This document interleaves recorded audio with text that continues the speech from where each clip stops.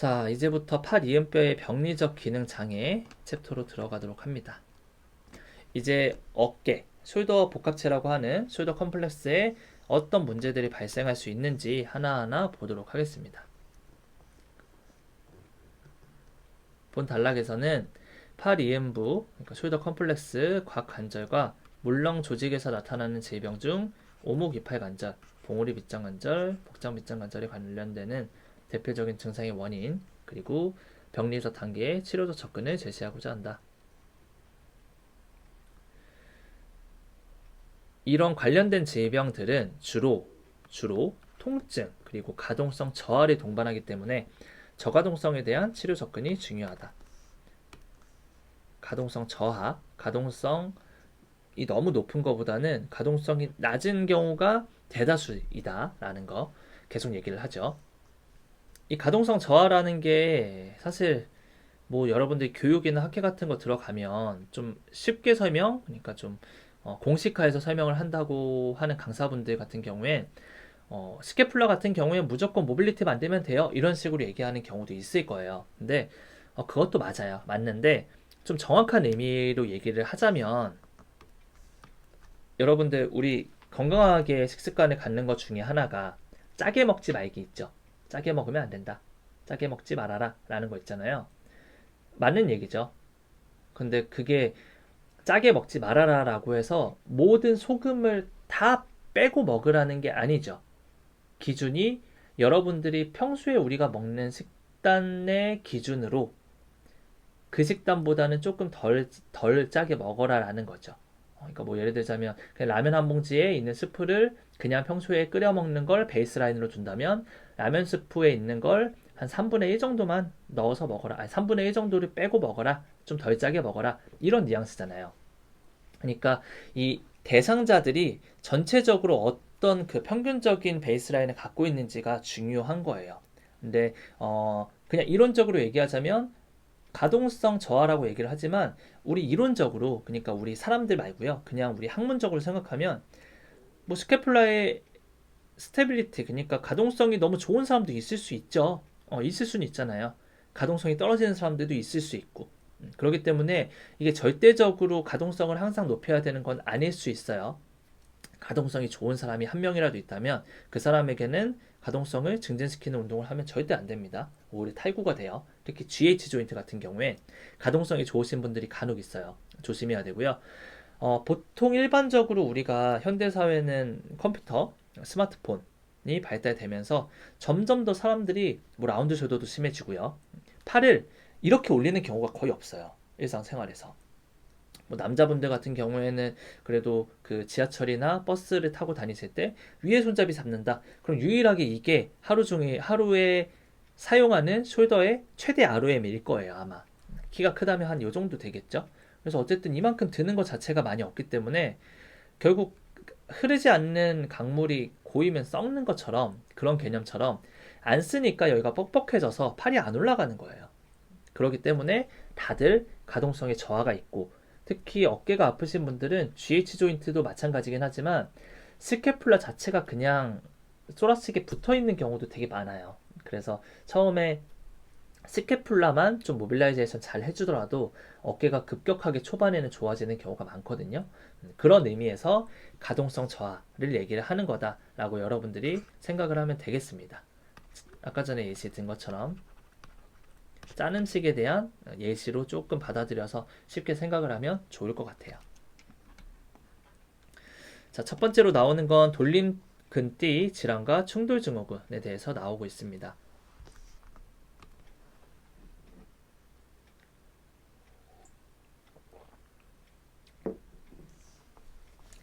자, 병리적 원인부터 볼게요. 자, 봉우리 밑공간에 소프트 티슈나 소프트 티슈의 역학적 압박이나 염증에 의한 통증과 움직임 제한을 충돌 증후군이라고 한다. 통증과 움직임 제한. 어깨 관절 통증의 가장 흔한 원인이고요. 네, 봉우리 밑에 있는 돌림근띠 그리고 돌림근띠의 대표적인 건 슈프라 스피나투스가 되겠죠. 돌림근띠의 대표적인 건 슈프라 스피나투스 투스, 머슬이 될 거고요. 오목 위팔 관절 주머니인데 위팔 두갈래근 힘줄, 봉우리 밑주머니, 서브 아크로미아 벌사, 델토이드 세목은 밑주머니 두 가지 벌사, 봉우리 밑주머니와 델토이드, 서브 델토이드 벌사 두 가지가 좀 중요한 벌사예요. 그래서 위팔을 올림 동작을 하는 중에 위팔뼈 머리 위 공간이 감소되어서 충돌이 된다. 이런 외적인 요인으로 구분할 수 있다고 합니다. 자, 박스 12-1 한번 볼까요? 자, 오목이팔 관절의 90도 굽힘 90도 굽힘 자세에서 안쪽 돌림을 시키면 통증이 증가하고 통증호가 있다. 여기까지 끊어서 여러분들 지금 배우고 있겠네요. 스페이스 테스트 아마 배우고 있을 텐데 요거를 우리가 MTcan 테스트라고 얘기를 할 거예요. 그죠? MTcan 테스트 이렇게 해서 여기서 이렇게 저항을 줬을 때 아야 하면 임핀지먼트가 있을 수 있다 라고 유추하는 거. 캔을 이렇게 들고 있는 상태에서 이게 캔이라고 한다면 물이 담겨 있거든요. 이 상태에서 얘를 empty하게 비게 만들려면 이렇게 따라야 되죠. 따르진 않겠습니다. 물을 쏟으면 안 되죠. 그래서 캔을 들고 있는 상태에서 이렇게 쏟는 것처럼 만들어 뒀다 라고 해서 emptycan 테스트라는 닉네임이 붙은 거고요. 이렇게 했을 때 통증이 증가한다. emptycan 테스트를 얘기하는 거구나. 여러분들이 이것도 캐치를 할 수 있어야 되고요. 통증호가 있다. 통증호라는 거는 페인 아크라고 얘기를 하는데 이런 거죠. 어깨를 이제 들어 올리는데 여기서부터 여기까지 들어 올릴 때는 대략 90도 같진 않은데 원래 여기가 0도니까요. 90도까지 들어 올릴 때는 안 아프다가 이 사람이 아픈 부위는 딱 요 부위다 라고 하는 거예요. 90도에서 120도 요 사이가 아프다 라고 하고 완전히 또 팔을 180도 들어 올리는 120에서 180은 여기는 또 괜찮고 아픈 게 왜 여기만 아프지?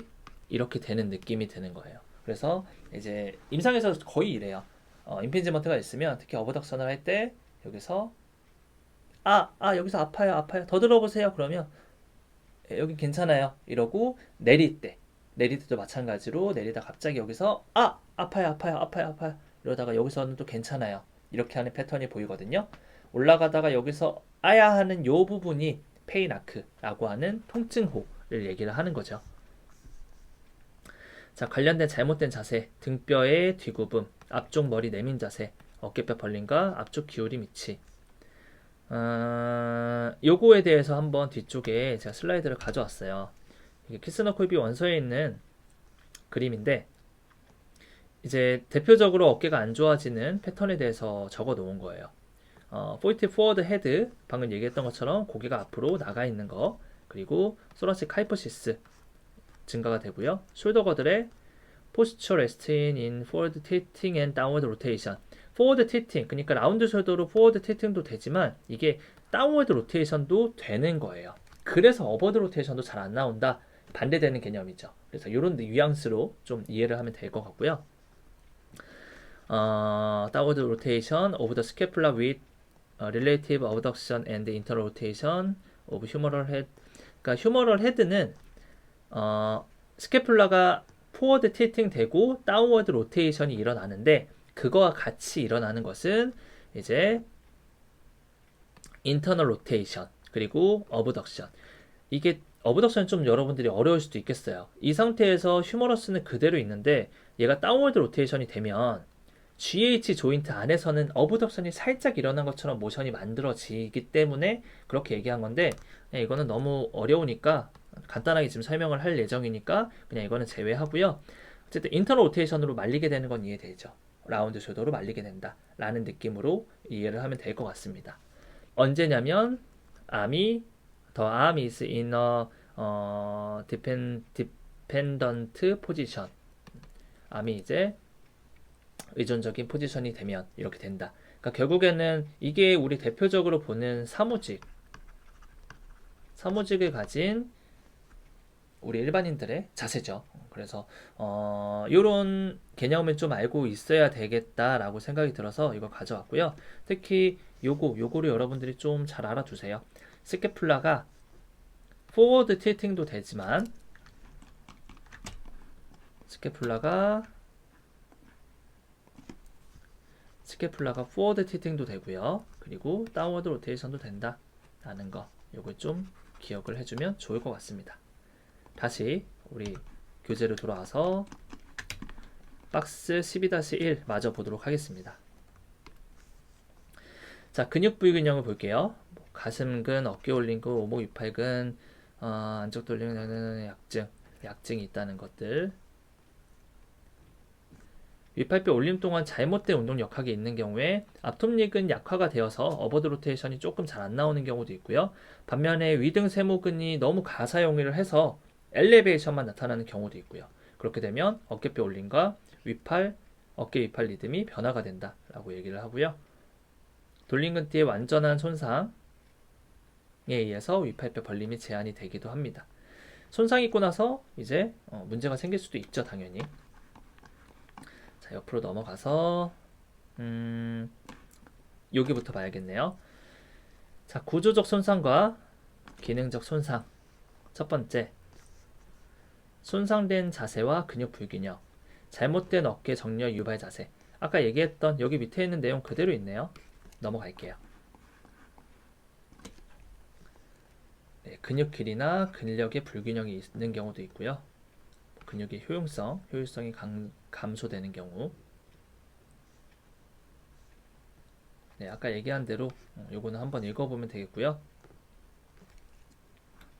큰 제목들 위주로만 보면 될 것 같아요.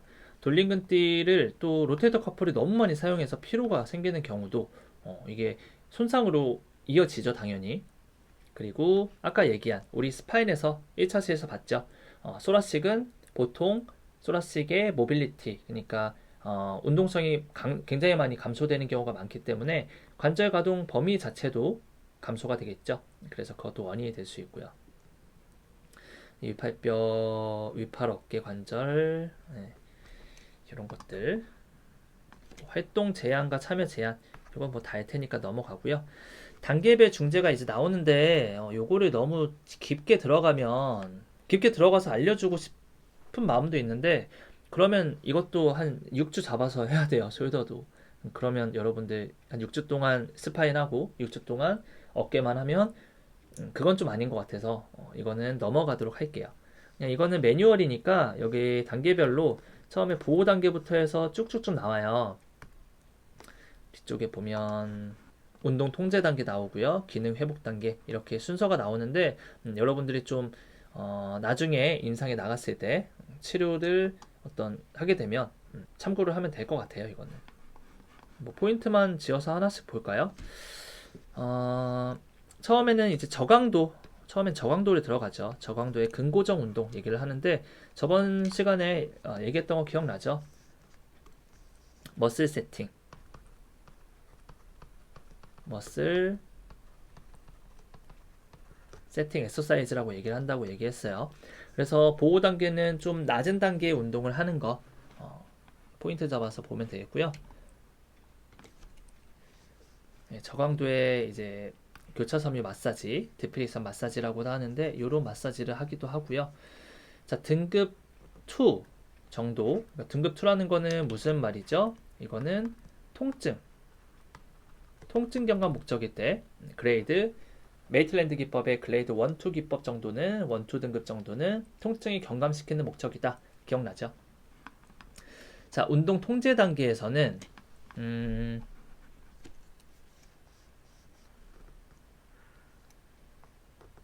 이제 뭔가 관절 운동 형상학을 수정하기 위해서 뭔가 노력을 하는 것도 수정하기 위해서 뭐 치료도 하고요. 근육의 근력을 균형 있게 발달시키는 것들이 들어가고요. 짧아진 근육은 스트레칭 시키고 안정화시키는 근육은 이제 강화를 시키고요. 이제 마지막 기능 회복 단계에서는 뭔가 더 액티브한 게 들어가겠죠. 근육 지구력 증가를 위해서 정해진 운동 패턴에 반복 부하를 적용해서 스트렝스닝, 우리가 배웠던 그 근력 강화 운동들을 들어가는 거 나오고요. 뭐 안정화 운동, 플라이오메트릭 같은 거. 플라이오메트릭 운동은 저번 시간에 한번 얘기했었죠. 이거는 이제 주동근과 기랑근의 빠른 이제 수축을 만드는 운동이라고 얘기를 했고요. 편심성, 이센트릭 수축을 하는 훈련의 실시를 하고요. 이건 뭐 이제 거의 그냥 일상생활 돌아갈 수 있을 정도의 단계라고 보면 되겠네요. 자, 그래서 여기까지 보면 로테이터 커프, 돌림근띠 질환과 충돌 증후군에 대해서 간단하게 알아봤고요. 그 다음으로 나오는 건 가슴문 증후군인데, 가슴문 증후군은 이제 네 가지로 나뉘죠. 그러면서 이렇게 또 나오는데,